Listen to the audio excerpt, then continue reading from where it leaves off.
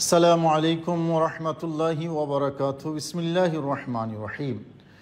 হজের পরে বা আগে মদিনা শরীফ কেন যাবেন? প্রশ্নটি আমাদের সমাজের মধ্যে বাতাসে ঘুরে। হজের ফরজের মধ্যে মদিনা শরীফ যাওয়ার কথা নাই, ওয়াজিবের মধ্যে মদিনা শরীফ যাওয়ার কথা নেই, সুতরাং আপনি কেন কি কারণে মদিনায় মুনাব্বরায় যাবেন? শুধু দর্শক, মদিনায় মুনাব্বরায় কেন যাব, এই প্রশ্নটি আমরা হজের ফরজ এবং ওয়াজিব নিয়ে বিচার বিশ্লেষণ যদি করি তাহলে একটা যুক্তি দাঁড় করানো যায়। তবে এই যুক্তির বিপরীতে আরও শক্তিশালী কিছু একটা যে আছে, আমরা সেই দিকে লক্ষ্য করি না। আমরা সেই দিকে একটু পরে যাব। তার আগে যেই কথাগুলো, যেই ভাষাগুলো আসলে প্রতিটা ঈমানদার মুমিনের হৃদয়ে খুব বেশি আঘাত করে, তা হলো বিভিন্ন ভাষায় বিভিন্ন অ্যাঙ্গেলে মদিনায় মুনাব্বরায় যাওয়াকে নিরুৎসাহিত করা। যেমন বলা হয়ে থাকে যে মক্কায় মুআজ্জমায় 1 রাকাত নামাজ আদায় করলে 1 লক্ষ রাকাতের সওয়াব পাওয়া যায়, আর তার বিপরীতে মদিনায় মুনাব্বরায় যদি 1 রাকাত পড়া হয় 1000 বা 25,000 বা 50,000, তো 1 লক্ষ ছেড়ে আমি কেন কমের জায়গায় যাব? ব্যবসা তো আমার এখানে বেশি। এভাবে আপনার কৌশলগত ভাষায় মদিনা শরীফ থেকে যাওয়া থেকে নিরুৎসাহিত করা হয়। দ্বিতীয় নম্বর বলা হয়ে থাকে, যেটা আমরা একটু আগে বললাম, যে ফরজ না ওয়াজিব না, আমরা কেন যাব সেখানে? এটা তো হজের অংশ না। উদ্দেশ্য হলো রসুল করিম সাল্লাল্লাহু আলাইহি ওয়াসাল্লামের মদিনায় পাক যাওয়া থেকে নিরুৎসাহিত করা।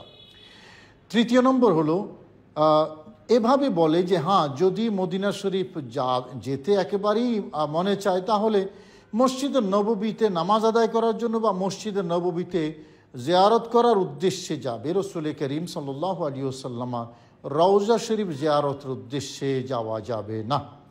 এরকম আরও অনেকগুলো ভাষা, অনেকগুলো সেন্টেন্স, অনেকগুলো কথা দিয়ে প্রকারান্তর উদ্দেশ্য কিন্তু এক, ভাষার ভিন্ন হলেও উদ্দেশ্য এক, মদিনায় মুনাব্বরা থেকে বিরত রাখা, অর্থাৎ নিরুৎসাহিত করা। কিন্তু এই যুক্তিগুলির বিপরীতে আমরা যদি সহিহ বুখারী শরীফ, মুসলিম শরীফ একটি হাদিস এখানে কোট করি, তাহলে কিন্তু বাস দুধ কা দুধ, পানি কা পানি একেবারে স্পষ্ট হয়ে যাবে। রসুল করিম সাল্লাল্লাহু আলাইহি ওয়াসাল্লাম কি বলেছেন? আল্লাহর কাছে দোয়া করেছেন, আল্লাহুম্মা ইজআল বিল মদিনাতি দি'ফাই মা জাআলতা বিমাক্কাতা মিনাল বারাকা। আল্লাহ, তুমি মক্কায় মুআজ্জমায় যে বরকত রেখেছো আল্লাহ, তার কমপক্ষে ডবল বরকত মদিনায় মুনাব্বরায় দাও। এবং অন্য আরেকটি হাদিসে আছে বারাকাতাইনি মাআল বারাকা, অর্থাৎ বরকতের সাথে আরও 2 গুণ বরকত বাড়িয়ে দাও, 3 গুণ। 2 গুণ হোক 3 গুণ হোক, মক্কায় মুআজ্জমা থেকে 2 গুণ বা 3 গুণ বরকতের জন্য মদিনায় মুনাব্বরায় যেতে হয়। রসুল করিম সাল্লাল্লাহু আলাইহি ওয়াসাল্লাম আল্লাহর দরবারে দোয়া করেছেন। দ্বিতীয় আরেকটি হাদিস, এটাও সহিহ বুখারী এবং মুসলিম শরীফের হাদিস। রসুল করিম সাল্লাল্লাহু আলাইহি ওয়াসাল্লাম ইরশাদ করেছেন, আল্লাহুম্মা হাব্বিব ইলাইনাল মদিনাতা কা হুব্বিনা মক্কা আও আশাদ্দা হুব্বা। আল্লাহ, মক্কায় মুআজ্জমার প্রতি আমাদের যেই ভালোবাসা তুমি দিয়েছো, তার থেকে, তার তুলনায় অনেক কঠিন ভালোবাসা মদিনায় মুনাব্বরার জন্য দাও। 2টি হাদিস আপনাদের সামনে কোট করলাম। এই 2টি হাদিসের আলোকে বোঝা যায় মক্কায় মুআজ্জমার প্রতি ভালোবাসা যা, মদিনায় মুনাব্বরার প্রতি ভালোবাসা এর চেয়ে বেশি হতে হবে। মক্কায় মুআজ্জমায় বরকত যা, মদিনায় মুনাব্বরা বরকত তার চেয়ে বেশি। এখন যেই যুক্তিতে যে এখানে 1 লক্ষ রাকাতের সওয়াব আর ওখানে 1000, 25,000 বা 50,000 সওয়াব, এটাকে যদি আমরা এই বরকত দিয়ে যদি ক্যালকুলেট করি, তাহলে মক্কায় মুআজ্জমায় বরকত যা, সওয়াবের বরকত যা, মদিনায় মুনাব্বরায় তার ডবল বরকত, তার ডবল সওয়াব। বরকত যদি ডবল হয় তাহলে সওয়াবও ডবল হবে। আসলে কি এই ক্যালকুলেশনে মদিনায় মুনাব্বরায় যায় না? দ্বিতীয় হাদিসটি একটু লক্ষ্য করুন।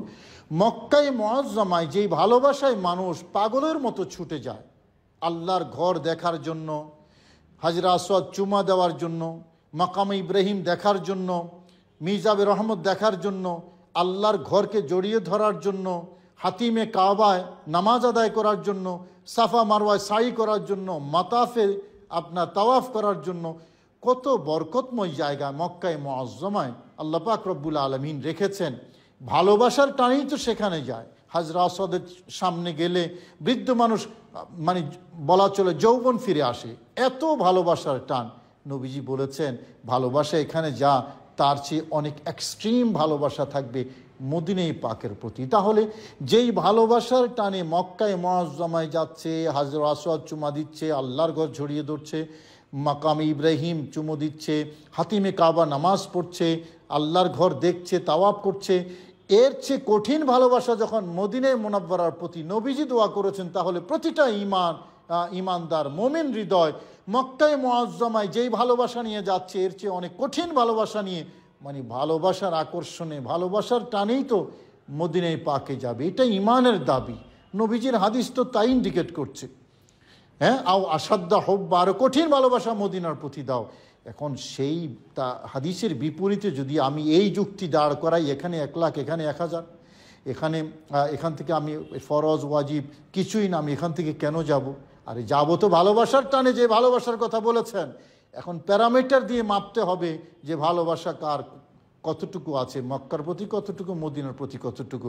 রসুল করিম সাল্লাল্লাহু আলাইহি ওয়াসাল্লাম তো মদিনার প্রতি ভালোবাসা বেশি দাবি করেছেন আল্লাহর দরবারে, মদিনার জন্য বরকত বেশি দাবি করেছেন আল্লাহর দরবারে। তাহলে ইমানদার মুসলমান, সহিহ বুখারী এবং মুসলিমের হাদিস, নবী যা দাবি করেছেন, নবী যা প্রত্যাশা করেছেন, আমি যা প্রত্যাশা করব না কেন? এবং আমি যদি তা প্রত্যাশা করতে না পারি, তাহলে তো আমি নবীর খাঁটি উম্মতি হতে পারলাম না।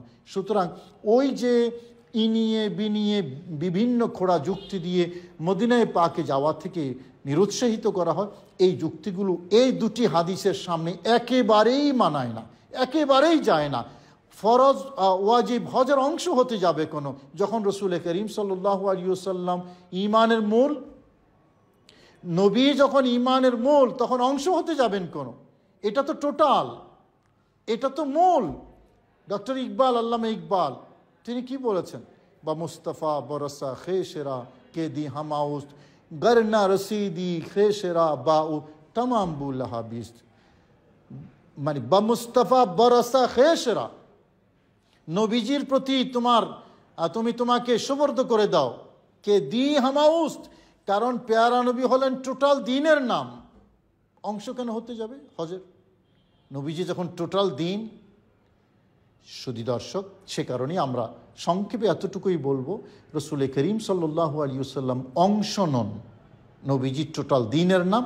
সুতরাং নবীর প্রতি ভালোবাসার কারণেই মদিনাকে ভালোবাসা, এবং সেই ভালোবাসাটা নিশ্চিতভাবে হাদিসের শিক্ষার আলোকে মক্কায় মুআজ্জামা থেকে আরও বেশি হতে হবে। এটা নবীজির দাবি। নবীর দাবি মানে আল্লাহর দাবি, আল্লাহ এবং রসুলের দাবি মানে ইমানের দাবি, আর ইমানের দাবি মানে একজন ইমানদারের দাবি। সুতরাং তার বিপরীত ফতোয়া এটা গ্রহণযোগ্য হবে না। আল্লাহ আমাদের সবাইকে বুঝার তৌফিক নসিব করুন। আমিন। আসসালামু আলাইকুম রহমতুল্লাহি ওয়া বারাকাতুহু।